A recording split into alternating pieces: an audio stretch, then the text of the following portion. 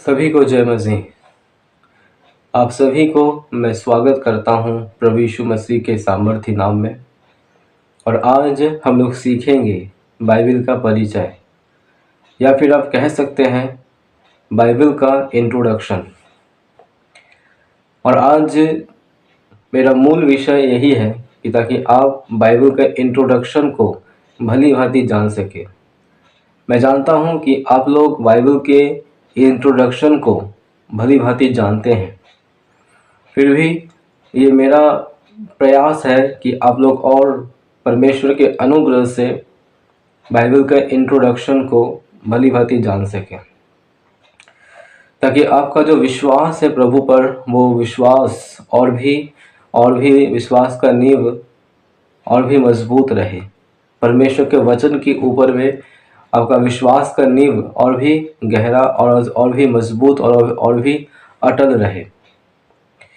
इसीलिए आइए हम लोग स्टार्ट करते हैं बाइबल के परिचय के बारे में, या फिर आप कह सकते हैं बाइबल का इंट्रोडक्शन। हम लोग जो ये शब्द इस्तेमाल कर रहे हैं बाइबल, BIBLE बाइबल, जो ये शब्द हम लोग इस्तेमाल कर रहे हैं, ये शब्द का एक फुल फॉर्म होता है, एक फुल फॉर्म। और ये जो फुल फॉर्म है बाइबल का, BIBLE बाइबल का जो फुल फॉर्म है, वो कुछ इस प्रकार से है, अर्थात बेसिक इंस्ट्रक्शन बिफोर लिविंग अर्थ। मैं फिर से दोहराना चाहता हूँ ताकि आप लोग अच्छी तरह से समझ सके। बिफोर बी का जो पहला बी है वो है बेसिक, आई है इंस्ट्रक्शन, फिर बी है बिफोर, एल का मतलब है लिविंग और ई का मतलब है अर्थ। बेसिक इंस्ट्रक्शन बिफोर लिविंग अर्थ, इसका हिंदी में अगर कहा जाए, अनुवाद किया जाए, तो इसका मतलब ये होगा पृथ्वी त्याग करने से पूर्व निर्देश माला, साधारण निर्देश माला। और ये जो BIBLE जो शब्द आता है पूरा बाइबल शब्द, इसका एक और फुल फॉर्म है, वो इस प्रकार से है, behold it bring eternal life eternal. मैं फिर से आपको धीरे धीरे करके आहिस्ता आहिस्ता अब मैं आपको समझा रहा हूँ। बी अर्थात बिहोल्ड, आई का मतलब है इट, बी का मतलब है ब्रिंग, फिर एल का मतलब है लाइफ, फिर ई का मतलब है eternal. Behold it bring life eternal, मतलब यह अनंत जीवन, देखो ये अनंत जीवन लाता है।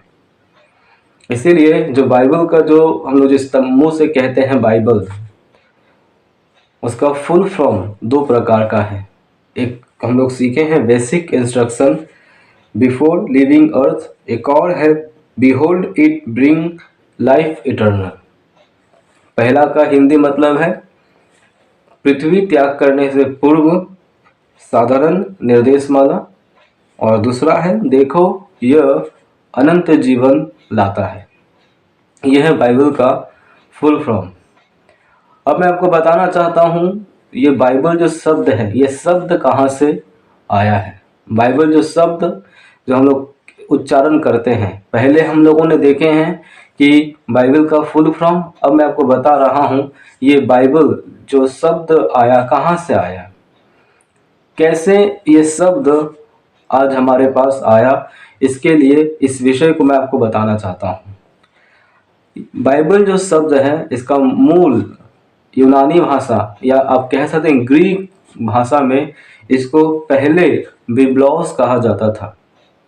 बाइबल आज हम लोग बाइबल कहते हैं, पर मूल ग्रीक भाषा में बाइबल को पहले बिब्लॉस कहा जाता था, बिब्लॉस। और बिब्लॉस का अर्थ है किताब या पुस्तक। बिब्लॉस का अर्थ है किताब या पुस्तक। और उसके बाद बहुत शताब्दी पर शताब्दी के बाद भाषाओं का जितना डेवलपमेंट हुआ, उसके बाद और भी ये बिब्लॉस को बाद में बिब्लियन कहा गया। बिब्लियन के बाद आया बिब्लिया, और अंतिम में आया बाइबल।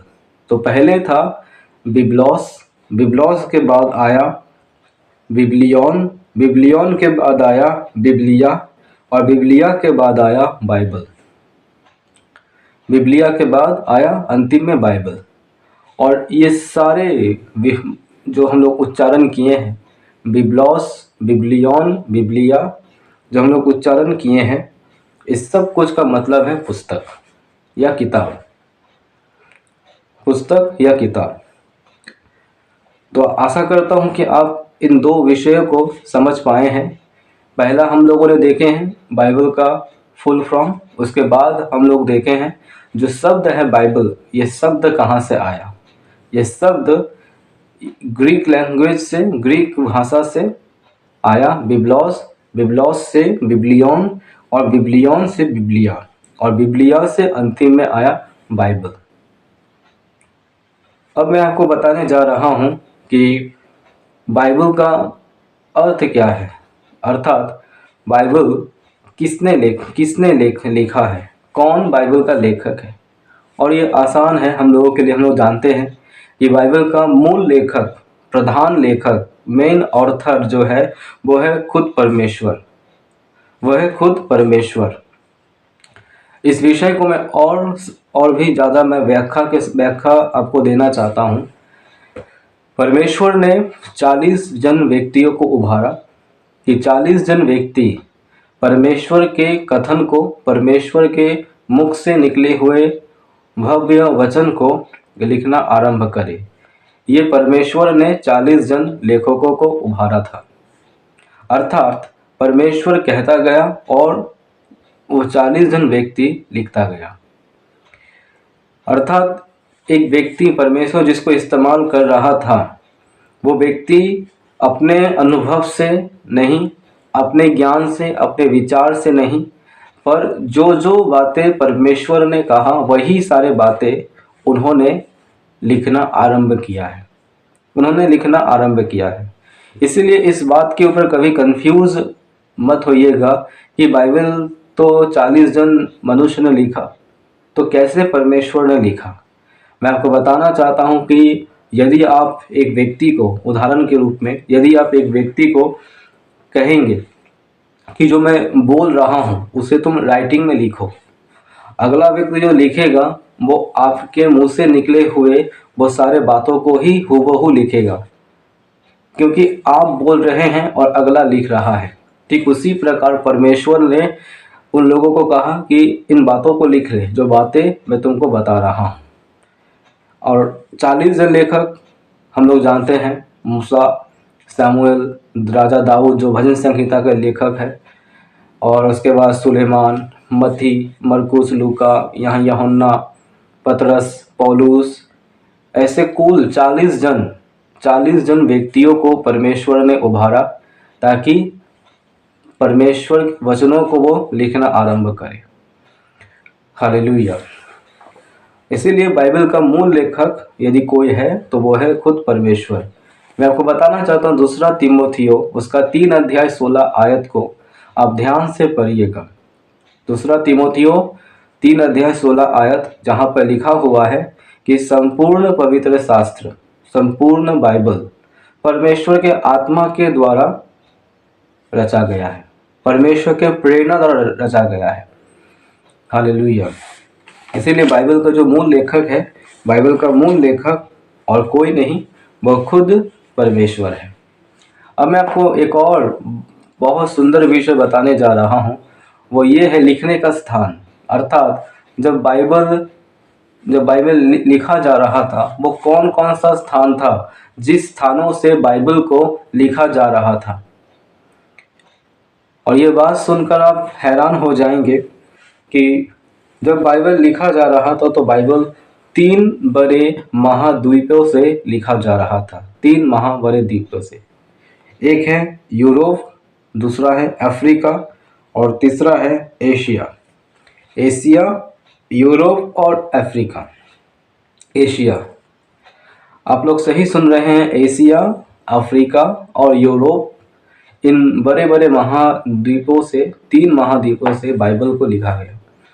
और एक बहुत ही महत्वपूर्ण विषय है कि जब बाइबल लिखा जा रहा था वो अलग अलग समयों पर लिखा जा रहा था। तो उस समय जो परमेश्वर जिन जिन को उभारा लिखने के लिए, किसी के साथ किसी का फिजिकली कांटेक्ट नहीं था, इंटेलेक्चुअल कांटेक्ट नहीं था, पर वे लोग पवित्र आत्मा के द्वारा लिख पा रहे थे। इसीलिए आप लोग जब बाइबल को पढ़िएगा, आप लोग देख पाएंगे कि उनके वचनों पर जो वो लोग लिख रहे थे, बहुत ही सुंदर एक कम्युनिकेट हम लोग देख पाते हैं, मेल मिलाप को देख पाते हैं, तालमेल को देख पाते हैं तालमेल को हम लोग देख पाते हैं कि उन लोग कितना सुंदरता के साथ बाइबल को लिखा है। और ये सब कुछ पवित्र आत्मा के द्वारा, परमेश्वर के आत्मा के द्वारा नियंत्रित वे लोग होकर लिख रहे थे।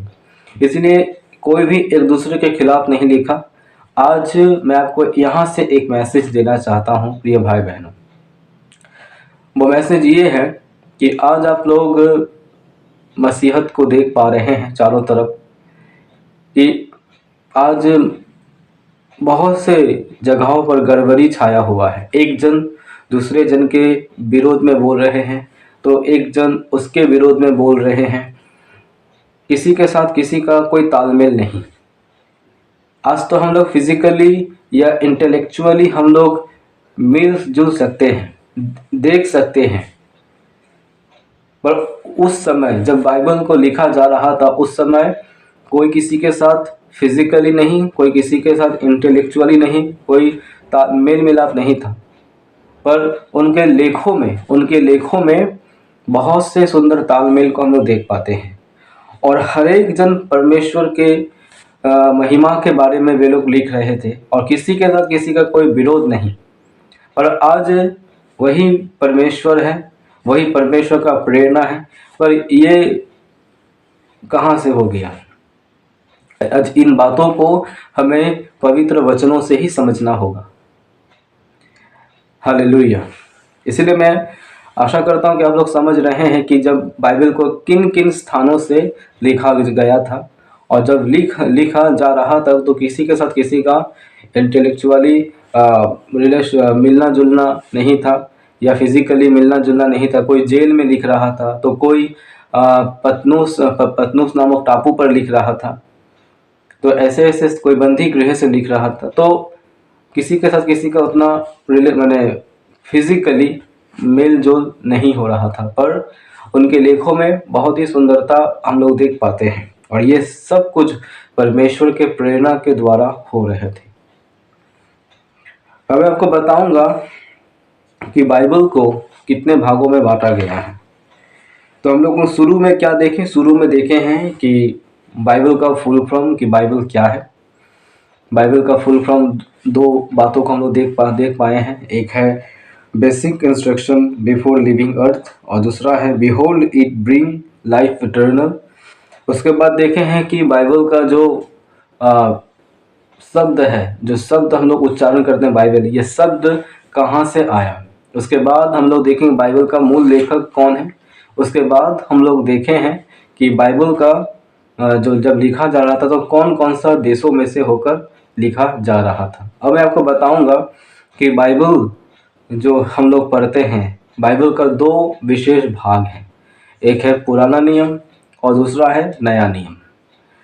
पुराना नियम में कुल 39 पुस्तक है, अर्थात अगर आप देखेंगे उत्पत्ति, निर्गमन, ये सब बातें, फिर शमूएल, ये सिस्टमेटिक आ रहा है सूची पत्र में, तो ये सारे इसको हम लोग पुस्तक कहते हैं।